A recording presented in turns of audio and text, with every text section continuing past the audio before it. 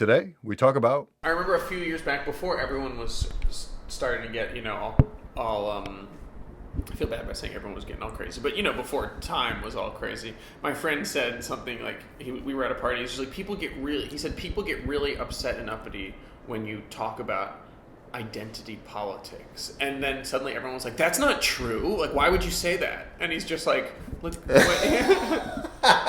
Gotcha." Yeah. Like that's just what. Yeah, it's crazy. That's why like I said, I try not to compartmentalize, and I'm just like, listen, this is a person. They're hopefully complex, and there's parts about them I like, and there's going to be parts about them I don't like. Same thing with myself. There's parts about me that I don't like about myself. Other people hate about me, and there's other parts about me that I hope are good, right? So fuck yeah! Now we're on to inspirational self-love. I'm into this. You gotta love yourself. You gotta love yourself. I don't love myself too much, but you gotta. That's why you're a comic, right? It's always good. Yeah. No, it does bother me when people are just like super negative. That shit drives me nuts. It's like, actually, I should take that back. Again, compartmentalize it. I think those people are necessary because you can't have everyone in the world be all happy-go-lucky and nice to everyone. Like, you need that seed of like evil and darkness to not just to be there, but to be like a challenge. Like, yo, this is not all, I was about to say Guns N' Roses. This is not all roses and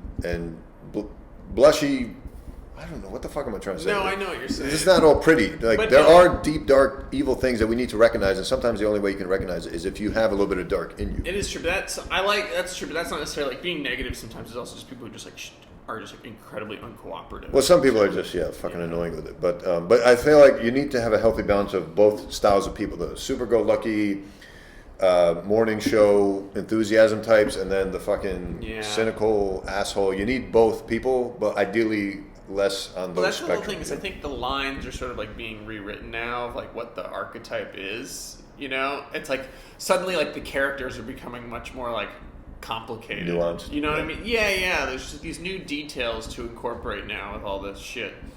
I don't know. That's why I do want to do. I do want to do characters. Like, I want to find a way to like do characters. Like on stage. You mean? Exactly. Did you ever see Cheech and Chong 2? No.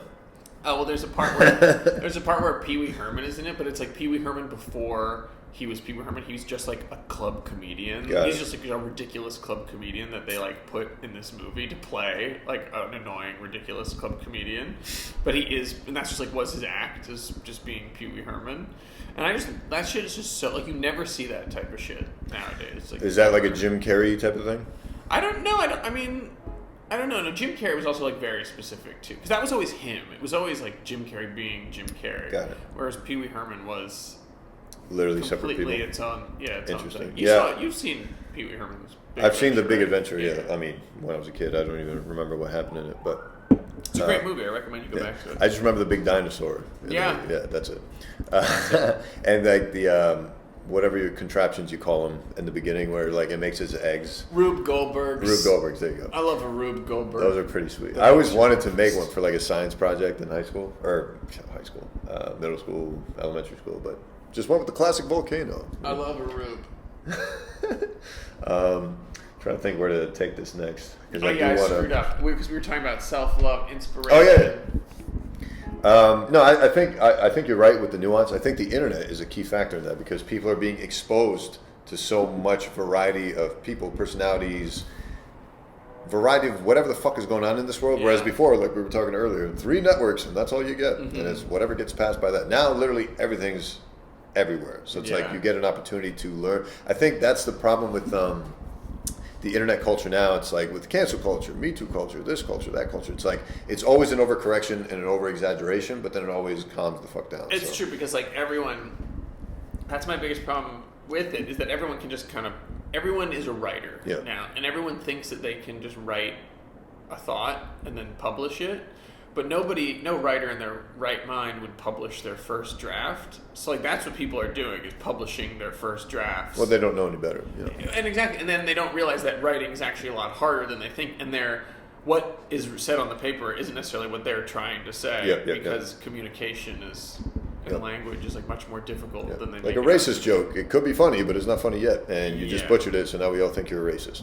Exactly. That's why any like bad joke that you think of, I think usually it could work if you just come up with the right character to Yeah, say it. exactly. You know? Or you literally just have to make it funny. Like if it's not funny and you went out on that limb to be sexist, racist, hateful, whatever, you're not coming back from that problem. I also just think, just like, why do you have to? It's one of these annoying things, and that's why, like, obviously, like, there is such a huge separation in New York comedy now, and like everyone's in their corners, and like men and women, and it's just because, like men who don't quite understand just like relentlessly bring up that stuff because it like confuses them, and so therefore they think it's like something that they should talk about, but really it's like, oh no, that like confusion just means you need to like actually just like sit in that and move past, you know what I mean, like take it, Yeah.